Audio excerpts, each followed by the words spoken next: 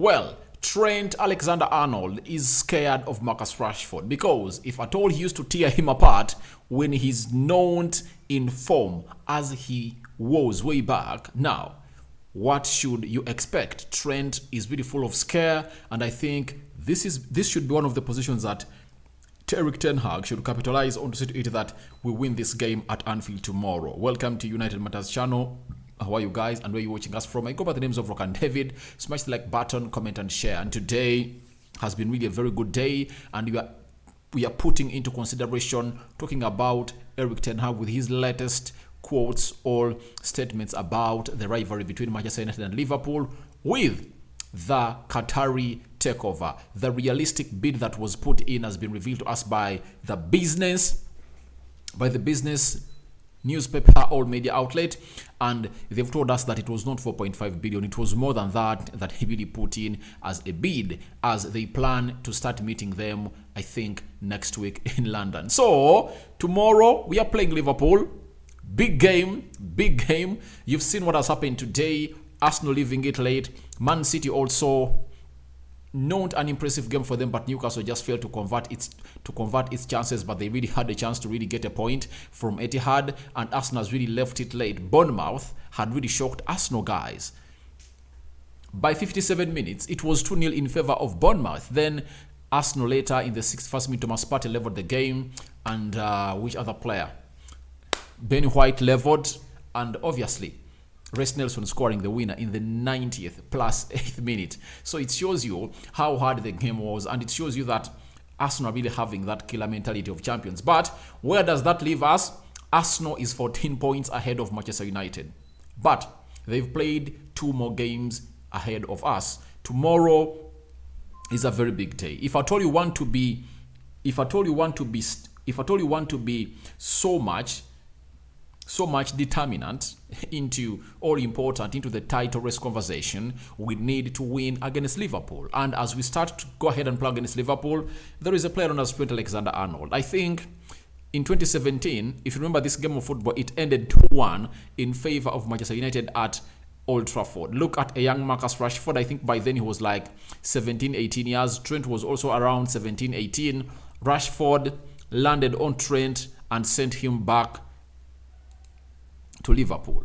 That's Rashford for you, sitting Trent down, and obviously this is the goal he scored. He scored a brace, by the way, on that day. He really sat him down. After sitting him down, he went in for a shot, and obviously he really left him down, and Trent has gone ahead and really said lots of things on Marcus Rashford, and he's just passing respect to the player, because every time they meet, it's always a different occasion altogether that Rashford wins the race in most of the time, because we all know that Trent defensively is a suspect, and Twitter said it's difficult to stop Marcus Rashford. He's a player who has a lot of quality, but I think it's more of a team effort. It won't just be one-on-one. That is Trent. Then he said the following about Marcus Rashford, that the only thing that's really changed is he's probably scored a lot more recently, but he's the same player. He's still a threat, and I'm sure he will be a threat on Sunday. That is Trent Alexander-Arnold. And him coming out and declaring Marcus Rashford a threat, it's because Marcus Rashford has played 39 games this season, scored 25 goals with 7 assists. Those are 32 goal involvements, meaning that he averages a goal or an assist in every game. That is Marcus Rashford. And in every big game we've played, Marcus Rashford has really gone ahead to score in most of them. He scored against Liverpool, he scored against Arsenal, he scored against Manchester City, he scored against Arsenal twice, and the only team he has not scored is I think Tottenham Hotspur and Chelsea. For Chelsea it ended 1-1, but they have not yet come to Manchester United, and by the time we went there, Rashford really had chances, but he just failed to really kill them off, and he had not turned into a lethal player as he is right now. But if at all he got those chances now, because he faced the goalkeeper thrice, I think would have gone ahead to kill off that game. So Trent is saying that on Sunday, that is tomorrow, as we play Liverpool, Rashford is going to be a threat. And obviously, the beauty of Rashford is he doesn't need to do a lot on the field of play to really get us goals. And every team needs that player. You get? Every team needs a player who, even when he doesn't play well, gets those balls at the back of the net. And one of the sides we should capitalize on should be that Trent Alexander-Arnold side. That's why I was so much excited when Ten Hag told us that Luke Shaw is really back, because Luke Shaw has again and again performed well alongside Rashford playing that side. And we are going to be having the two dead side, because even Liverpool, the most alive side is that of Mohamed Salah. Salah has gone ahead to score 11 goals against Manchester United. And even if he doesn't play well, he tends to score against us. That's it. So I find it annoying that he finds it so easy to score against us. And these goals have just come in a spell of just 3-4 matches. Remember, he put 4 goals past us at Old Trafford. When he went at their place, I think he scored like 2. There is a time he scored the first goal. I think that game was 1-0, and Alisson played him a very long cross, a very long ball, and he battled up with Daniel James, and he scored the winner and took off the shirt and celebrated. So it's not that has been scoring against us on several occasions, but it started, I think, under the Ole Gunnar Solskjaer's era, when he went on and really started to score against us like that. And it comes into play that this team of Manchester United has now matured from the other team to a different team altogether. And even Trent has gone ahead to really throw some light onto the team of Manchester United as we face them on Sunday. Smash the like button, comment, and share, and don't forget to subscribe. Trent has said they play very good football.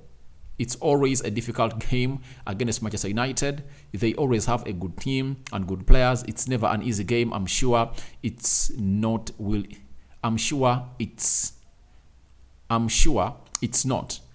not be easy on Sunday. But Trent, I think for Liverpool, it has always been an easy game when they are playing us. Ever since we got a double from them, I think in 2015-2016, we had never gone ahead to do the same.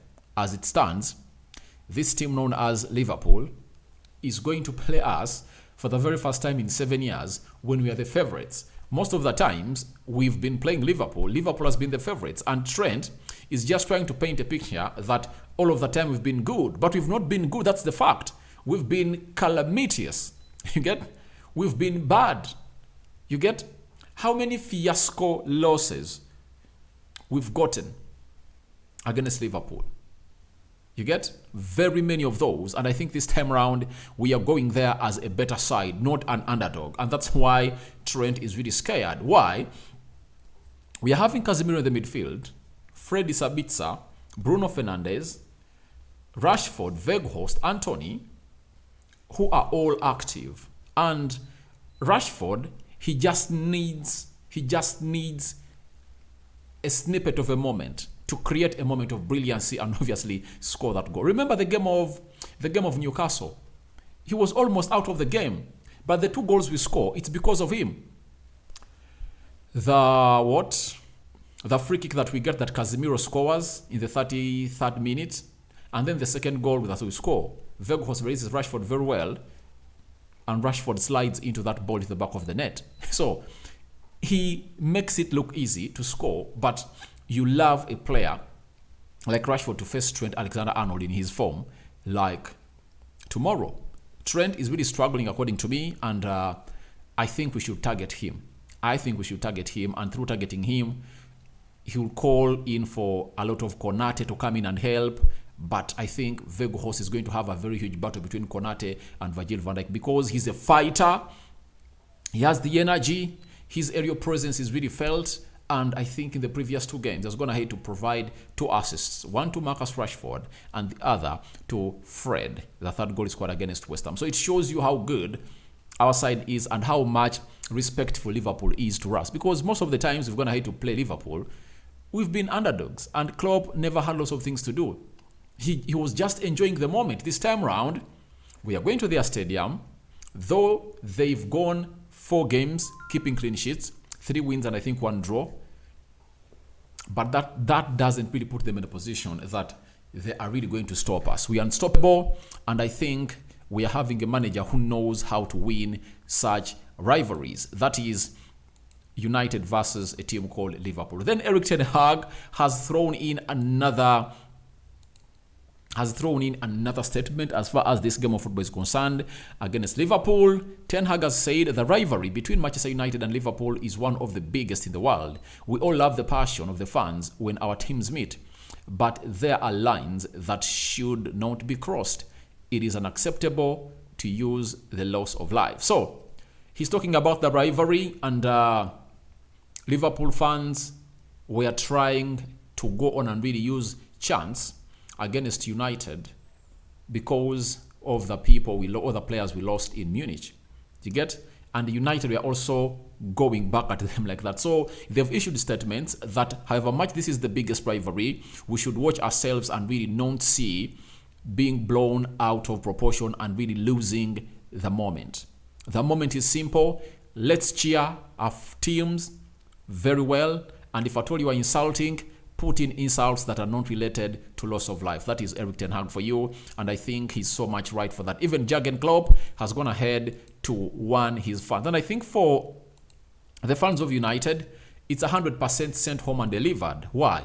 If there is someone they really believe in, it's Erik ten Hag. When his photo was really put onto the big screens of Wembley after beating Newcastle, he got the most number of cheers, or the loudest cheers, from the fans of United. That is Ten Hag. So he has sent that message to them. They felt it. The away traveling fans are really ready to take on this moment and obviously capitalize onto it to see to it that they don't mess up again. Now, lastly, let's talk about the bid.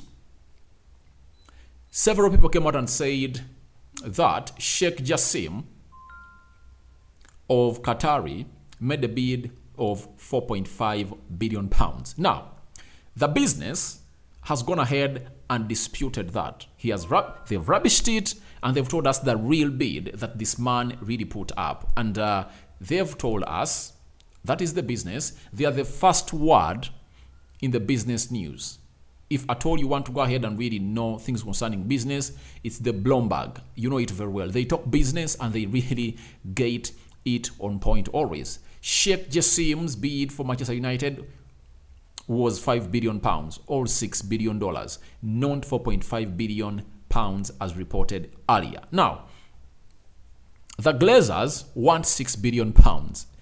Sheikh Jassim made a 5 billion pound bid, and I think no one is going to outcompete him because he's the only one amongst those that are really interested in taking United that is having that cash and is willing to cash in for United. After cashing in for United, he gets in money. You hear me out. He gets in money that we are demanded, and also going to clear it. That is a debt of close to 600 million pounds that we are being demanded by the PL Morgan Group that really saw the Glazers get money on loan to buy us. You get? So that is Sheikh Jassim.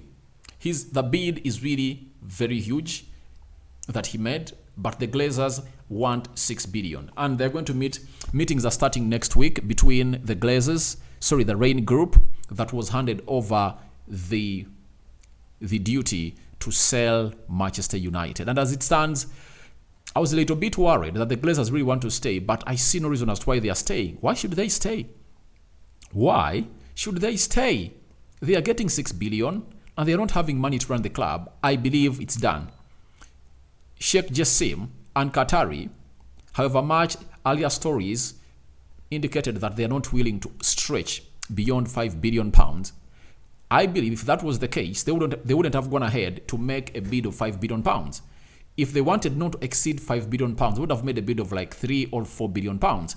And second bids are expected. And some of the bidders have been thrown down the trenches. And this sheikh is so much ready to inject in money at Manchester United. So guys, your thoughts onto Trent scared of Marcus Rashford are welcome in the comment section below. What do you think about Erik ten Hag warning the fans of United not to use insults on the game, referring to the dead, especially the Busby babes? You know that very well. And Liverpool had some fans they really lost. Then Sheikh Jassim's bid not being 4.5 billion, but it's 5 billion pounds. Do you think the Glazers will sell? Yes or no? all that into the comment section below. So let me know about that, but don't forget to smash the like button, comment and share. Rokan David remains my name. I sign out for now, guys. See you later, and may the Almighty Lord bless you abundantly. Bye bye for now, and catch you later. Can I do a live around 2 hours from now? Trying to figure it out. I want to talk to you today, as I promised that every day I'm going to be doing a live video. I want to talk to you today. The problem was today there was a match, and I have another channel called Rokan Media Football, and I'm planning to come back and talk to you. Let me see whether it's going to be possible. I'm out.